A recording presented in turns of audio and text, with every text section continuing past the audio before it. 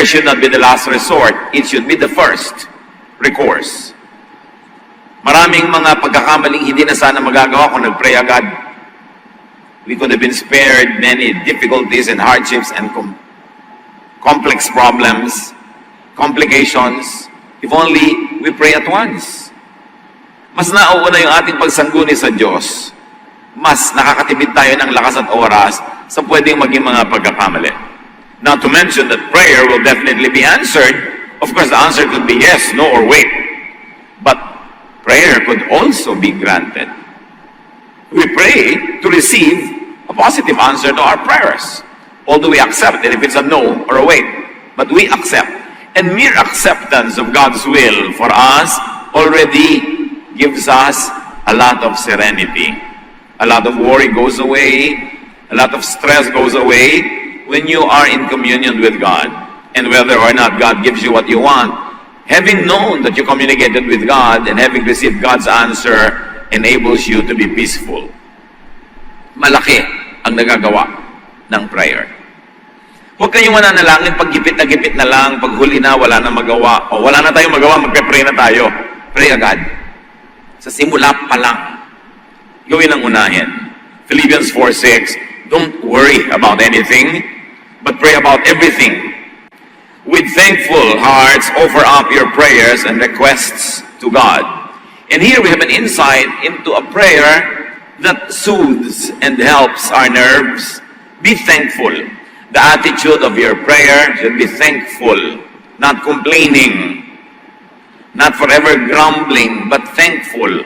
So first of all, you thank God for what you should thank God for, and approach the throne of God from a grateful heart, not from a demanding, spoiled brat. At pagka tayo pasalamat ng pasalamat, hindi man natin laging naaalala tuloy natin na oo nga pala, maraming dapat ipagpasalamat, maraming dapat ipagbunyi at ipagdiwang sa buhay. So what do you do with worry in your life? You cross out worry and replace it with thankfulness. Be thankful. Because we don't deserve anything from God. And when God does good to us, and He always does that, then we should be thankful. Pag thankful tayo, kumakalma na agad tayo. Tumataas ang presyon natin pag yan ang mareklamo eh. Pag magkagalitin, pag maraming expectation, hindi naman nangyayari, naiinis tayo, nagagalit tayo, na-stress tayo, and it's bad for our health. But to have less to worry about, and to help secure the future, instead of worry, plant good seeds. Many people worry because they never do the planting in the correct time. But those who fail to plant so that they could harvest, they actually plant to worry. Maraming pag-aalala nangyayari kasi hindi tayo nagtanim nung dapat oras na nagtanim tayo. Hindi tayo gumawa ng tama, hindi tayo gumawa ng mabuti. We never did our assignment, our homework. So now, we become worrisome. Kasi alam natin na may darating na mga pagbabayad ng mga utang, may darating na mga leveling up of things, pero pagka hindi ka gumawa ng tama, noong tamang oras, nagkakaroon ka ng alalahanin. Ecclesiastes 11:1-2, ship your grain across the sea, after many days you may receive a return. Invest in 7 ventures, yes, in 8. You do not know what disaster may come upon the land. So ang New International Version renders Ecclesiastes 11:1-2 as trading. Do more trading para meron kang tubo. Mamuhunan ka, magnegosyo ka para ka kumita, at mag-diversify ka. Mag-invest ka in 7 or 8 ventures kasi hindi man alam kung alin dyan ang magkiklik, kung alin ang kikita. And the contemporary English version of the same verses say, be generous and someday you will be rewarded. So this too is a kind of planting, like an economic activity is a kind of planting. Share what you have with 7 or 8 others, because you never know when disaster may strike. So kung meron tayong mga kabuhayan, meron tayong panahon, oras, time, talent, treasure, we share it with 7, 8 people, because you will never know who among those people would be grateful enough to help you in times of trouble. So you invest in many ventures because you don't know which really will work. However, too much diversification, could lead to disaster. Kaya sinabi, 7 or 8. Not too many. But don't put all of your eggs in one basket. Don't invest everything in just one thing. Kasi pag nawala yon, marami kang alalahanin. Planting many seeds in many places gives you more reason to be hopeful, optimistic, and positive. It also gives you chances of being pleasantly surprised by the harvest that could come. Instead of worry, sleep. Kung meron isang napaka-practical na payo para sa mga mapag-alala, lagi nag-aalala, lagi nag-iisip, itulog nyo yan. Kasi kapupuyat naman, kaiisip, hindi rin nalulutas ang problema. Puyat ka pa. Kinabukasan tuloy, lalo hindi ka makapag-isip dahil parang nakalutang sa hangin ang iyong utak. Sleep relaxes. Sleep resets the mind. Kumbaga, sikip na yung kwerdas ng utak nyo. Pag natulog kayo, lukuluwag ulit, nare-reset. The reading goes back to zero. It becomes neutral enough to accept and to receive inspiration that probably never found space when you were too preoccupied with your nagging thoughts. Sleep could even bring you to another dimension of consciousness, into the counsel of God. We know of many Bible characters who found the greatest instructions at sleep while they are sleeping. Well-timed sleep could be your first step in problem solving. Especially when, despite your attempts, you never seem to find the right solution to your problems, itulog yan. And do not think of problems at night. Just before sleeping, you might have all the horrific dreams that could happen. Ecclesiastes 5:3, a dream comes when there are many cares.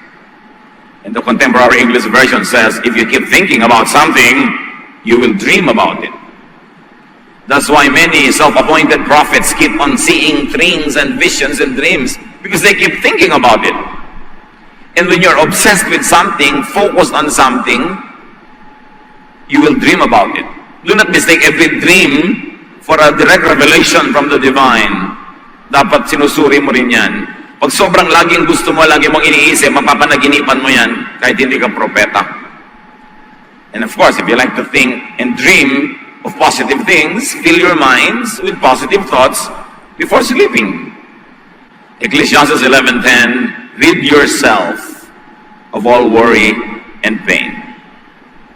Have you noticed that life seems more dreary, problems seem more terrible between 12 midnight and 4 a.m.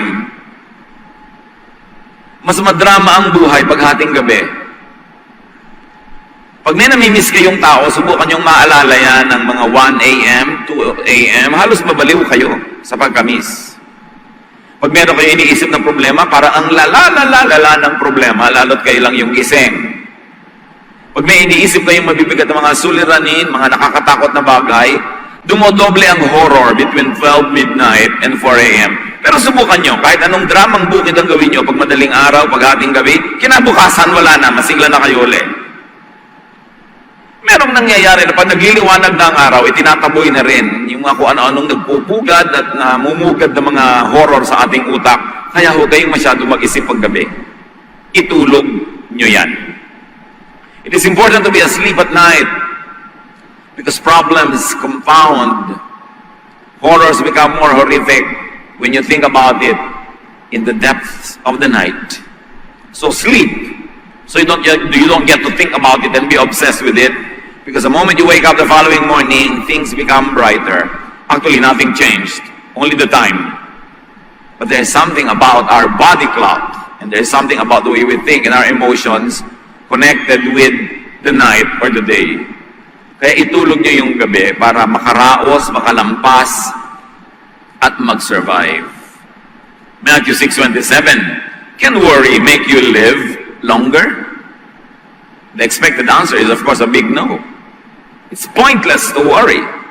Instead of worry, accept what cannot be changed. Of course, we've got to have the wisdom to know the difference between what should be changed and what cannot be changed. But whatever cannot be changed, at least for the moment, must be accepted. It will make you worry less, or it will take away your worries. Ecclesiastes 1:15, if something is crooked, it can't be made straight. If something isn't there, it can't be counted. So tanggalin na lang ang mga pagtanggi sa mga dapat ay tinatanggap na lang. Huwag hanapin ang wala. At huwag paghanapan ang wala. Do not dwell on if onlys. If only I married another man or a woman. If only I did this or that. Tapos na nga eh. People who live filled with if onlys always worry and are stressed and are unhappy. Don't say if only. Say next time. Kung may next time ka pa to marry, no? In that case. Kasi marami pa namang pwedeng mangyari. Pagtapos na, hindi na mababago, tanggapin nyo na. Do not dwell on it should have been. Because that will fill your heart with a lot of negative thoughts that will lead only to rebellion, that will lead to stress and worry. Kaya sabi ni Percy Bysshe Shelley, we look before and after and pine for what is not. Our sincerest laughter with some pain is fraught. Our sweetest songs are those that tell of saddest thought. Lulungkot ka talaga, hihirap ang buhay, kung ang lagi ang hinahanap mo ay wala. Accept a situation that can't be changed. Accept a person, especially, that cannot be changed. Accept a given that cannot be changed. And do not problematize something that has no solution. Pastor, may malaki po akong problema, wala pong solusyon. Iha, ang lahat ng problema may solusyon. Every problem is a corresponding, a partner solution. If it has no solution, it is not a problem. Therefore, don't problematize it. Accept it. Pag walang solusyon, ano gagawin mo? Iumpog mo ulo sa lahat ng bato para ma-solve? Eh wala palang solusyon, tanggapin mo na lang. After doing everything that you possibly could to ensure that your life is good and things will happen as they should happen, instead of worry, entrust everything to God. Ipagkatiwala ang lahat sa Diyos, matapos na nagawa mo na ang lahat ng pwede mong gawin. Kailangan gawin mo muna yung dapat mong gawin. Magtanim ka kung dapat ka magtanim, makipagkasundo ka kung dapat ka makipagkasundo, gumawa ka ng mabuti. Pag nagawa mo na yung mga dapat mong gawin, ipagtiwala mo na sa Diyos, huwag mo nang isipin. Kasi kahit naman isipin mo, hindi mo rin maapektuhan yan. 1 Peter 5:7, God cares for you, so turn all your worries over to Him. And let me be emphatic, after you have done everything you could to improve the situation, to solve the problem, turn everything else to God and do not worry. And do not contend with God. Si Job, nung may mga nangyari sa buhay niya na sa palagi niya hindi dapat mangyari, nakipagtalo siya sa Diyos. Sabi niya, hindi ko naman dapat deserve to. Bakit ako nagkaganito? Nagkasakit? Bakit ako naghihirap? Ang buti-buti kong tao. So sabi sa kanya ng Panginoon sa Job 38, 1-4, from out of a storm, the Lord said to Job, why do you talk so much when you know so little? Now get ready to face me. Can you answer the questions I ask? How did I lay the foundation of the earth? Were you there?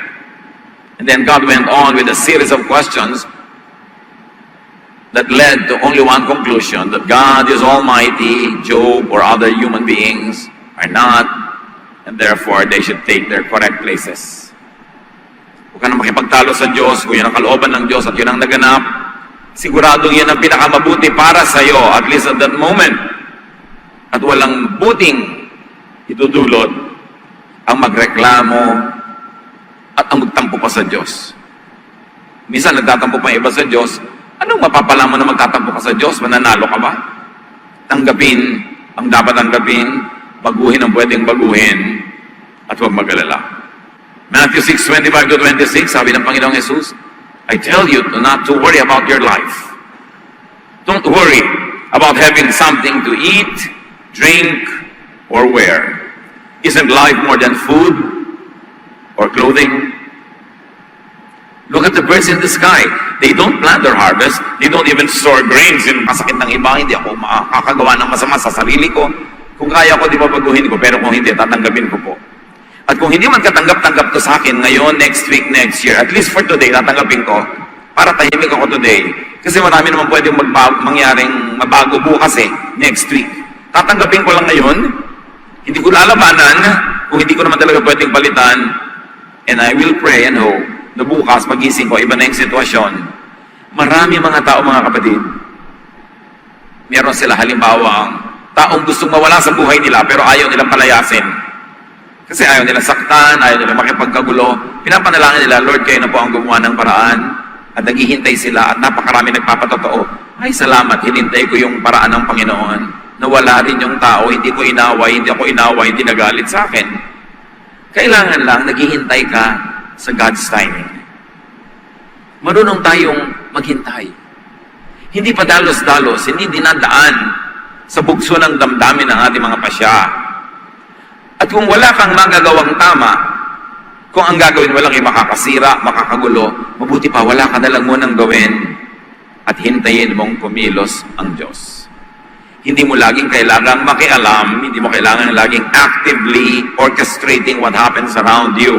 Because God is alive, and God is powerful, and God is involved in our daily lives. At napakalaking advantage sa ating mga anak ng Diyos yun na meron tayong inaasahan ng Diyos, meron tayong pinupuntahan, at sa mga bagay na din natin maunawa na ipapasa Diyos natin dahil tayo nagtitiwala sa Kanya. Ano ang mga worries niyo sa buhay? Worried ba kayo about the future? Worried ba kayo about health? Worried ba tayo about money? Worried ba tayo about social relationships, about professional situations and professional issues? Lahat yan alam ng Diyos. Gawin natin kung anong tama. Lagi tayong gumawa ng mahusay, magtanim ng mabuti, umasang aanin nun, at ipasa Diyos ang lahat. Meanwhile, don't allow worry about things that are yet to happen spoil the beauty of what is happening now that you could otherwise miss. You are of your...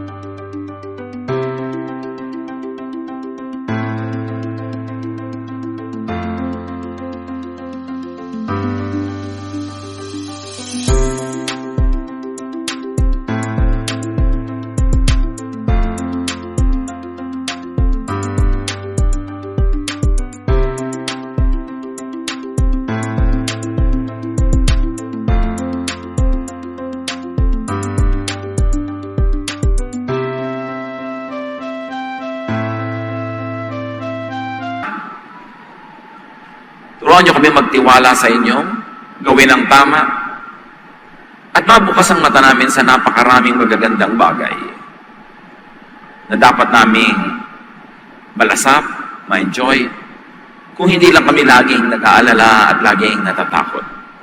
Panginoon, palitan mo ng kapayapaan. Palitan niyo po ng inspirasyon. Palitan niyo ng kaliwanagan. Palitan niyo ng lakas